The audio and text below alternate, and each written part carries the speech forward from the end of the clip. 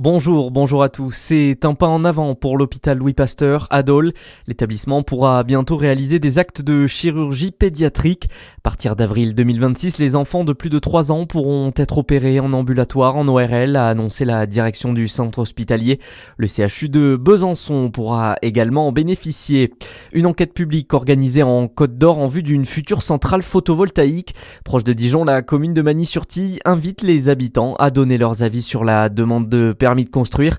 La centrale devrait voir le jour sur un terrain d'une quinzaine d'hectares à proximité de l'autoroute A31. Le dossier peut être consulté à la mairie jusqu'au 12 novembre. Près de 5000 coureurs sont attendus aujourd'hui en Saône-et-Loire. Ils participeront à la Chalonnaise en ce mois d'octobre rose. Le départ de la course est fixé à 10h pour une boucle de 5 km à la marche ou à la course.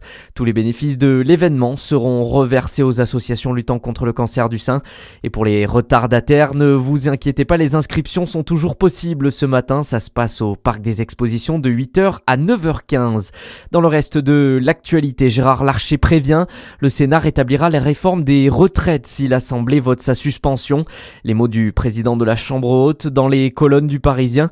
Je rappelle que son abandon, c'est 30 milliards de déficit en 2035, ajoute le sénateur des Républicains qui estime que le budget présenté au Palais Bourbon n'est pas acceptable. Hier notamment, les députés ont rejeté le gel du barème de l'impôt sur le revenu qui était souhaité par le gouvernement. Un jeune homme placé en garde à vue après la tentative de viol dans le RERC dans le Val-de-Marne. L'individu de 26 ans de nationalité égyptienne a été interpellé vendredi soir à Mantes-la-Jolie dans les Yvelines. Les faits remontent au 16 octobre dernier. Les forces de l'ordre sont à la recherche de potentielles autres victimes. Et puis un mot de sport avec l'élimination de Dijon au 6e tour de la Coupe de France. Le DFCO est tombé face à Is-sur-Tille, pensionnaire de Régional 1 sur le petit score d'1-0. Bonne journée sur Fréquence Plus.